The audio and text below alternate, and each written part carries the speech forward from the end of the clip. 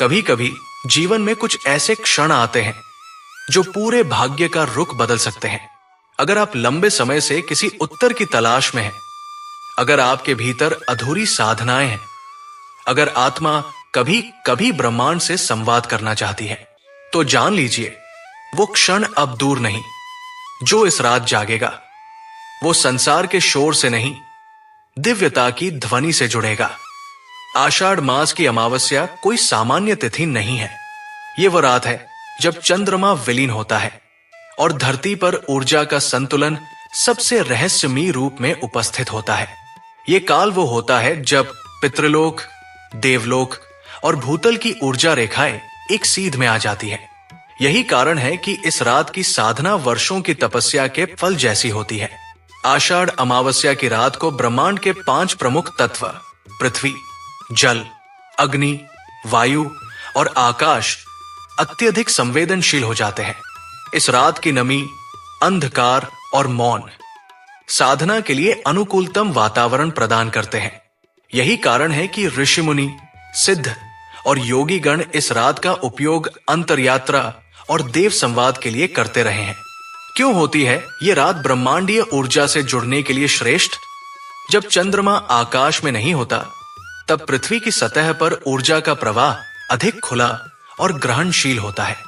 ये वो रात होती है जब ध्यान करने पर मन चंचल नहीं होता, बल्कि गहराई में डूबता है। शरीर के भीतर का स्पंदन सूक्ष्म हो जाता है और आत्मा ब्रह्मांडीय तरंगों से संवाद करने लगती है। जिन्होंने कभी आषाढ़ अमावस्या की रात को ध्यान किया है, वो जानते हैं कि इस रात की ऊर्जा अलग होती है।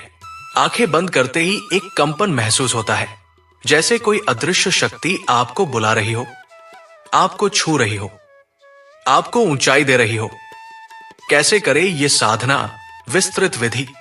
इस रात की साधना शुरू करने से पहले एक पवित्र स्थान का चुनाव करें।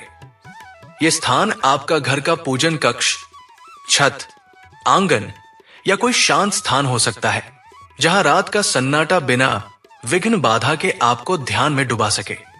शरीर को स्नान कर स्वच्छ करें। एक सफेद या पीले रंग का वस्त्र पहने। जमीन पर कुशा या ऊनी आसन बिछा लें। सामने एक दीपक रखें जिसमें शुद्ध देसी घी हो और उसमें काले तिल या लौंग डालें। यह दीपक साधना के दौरान ऊर्जा का केंद्र बनेगा। अब आंखें बंद करें। हाथ ज्ञान मुद्रा में रखें। अपनी सांसों पर ध्यान दें। फिर नमः शिवाय या हनुमते नमः जैसे किसी सिद्ध बीज मंत्र का जाप करें। यह जाप कम से कम 108 बार करें।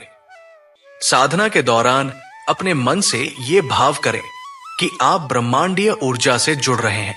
आपकी आत्मा ऊपर उठ रही है, ब्रह्मांड में घुल रही है और वहां देव दर्शन, दिव्य संवाद, आत्म साक्षात्कार हो रहा है। कुछ लोग इस साधना में अपने पूर्वजों से संवाद भी कर पाते हैं। यदि ध्यान के मध्य आपकी आंखों से अश्रु बहे या आपको किसी दिव्य गंध या कंपन का अनुभव हो, तो समझ लीजिए कि साधना फलीभूत हो रही है। इस रात ना करें ये गलती। ये रात जितनी शक्तिशाली है, उतनी ही संवेदनशील भी। इस रात किसी पर क्रोध न करें, झूठ न बोले, निंदा, अपशब्द या हिंसा से दूर रहें और सबसे जरूरी बात, इस रात कभी भी भोजन करके साधना न करें। उपवास या फलाहार से साधना को ऊर्जा मिलती है। इस रात डिजिटल डिवाइसेस का प्रयोग कम से कम करें।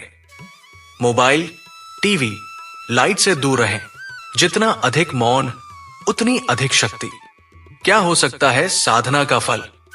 यदि आपने सही भावना, विधि और संयम के साथ ये साधना की, तो आपको जीवन में ऐसा अनुभव होगा जो शब्दों में नहीं कहा जा सकता। कई लोगों ने इस रात के बाद स्वप्न में देव दर्शन की अनुभूति की है। किसी ने अपने जीवन के जटिल प्रश्नों के उत्तर पाए, किसी ने अदृश्य सहायता को महसूस किया। कई साधकों को लगता है जैसे शरीर हल्का हो गया हो, कोई अदृश्य शक्ति जीवन को दिशा दे रही हो। और कभी कभी साधना के कुछ दिन बाद तक ऊर्जा का वो स्पंदन बना रहता है। साधना पूरी होने पर एक छोटा सा तांबे या मिट्टी का दीपक घर के उत्तर पूर्व दिशा में रख दे। उसमें थोड़ा सा जल और तिल डालकर प्रणाम करें। ये दीपक उस ऊर्जा को स्थिर रखने में मदद करता है। ध्यान के बाद ज्यादा बातें न करें। कुछ देर मौन रहकर जल पिए और सीधे विश्राम करें। रात को जल्दी सोना और ब्रह्म मुहूर्त में उठना इस साधना को पूर्ण करता है।